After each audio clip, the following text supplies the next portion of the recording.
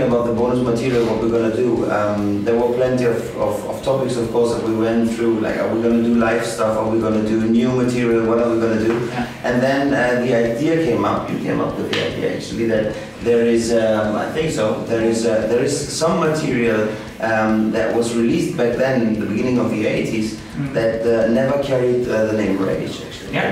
They were called Avenger.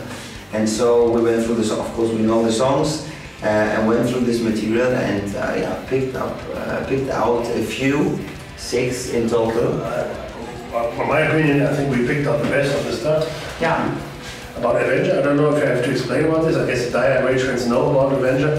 This was exactly the same band that later turned to be Rage, just under a different name in the very first album, coming out in '84. I think we released it. We wrote this stuff in '82, '83. When I was still a teenager, I was 17 when I wrote these kind of songs. Yeah. And they never really fermented under the name Rage and were kind of a little bit forgotten, a little bit put aside from the whole back catalog, you know. And we just realized how timeless these songs are, you know, and that they really deserved to be taken over in the new age now, you know. Absolutely, that was amazing when the boys started to work on those songs and arrange them again and, you know, put them in shape.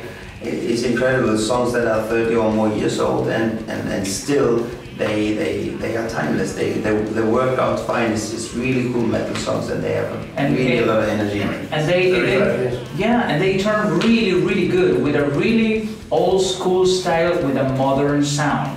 So it seems like new songs, but they are not new songs. We didn't arrange anything. We keep the original things. The guitar solos were a little bit different, but the basic thing of the songs were strong, but the basic thing of the Avenger songs were there. And for us, after the recording, after to listen to them, it becomes like, wow, this is amazing.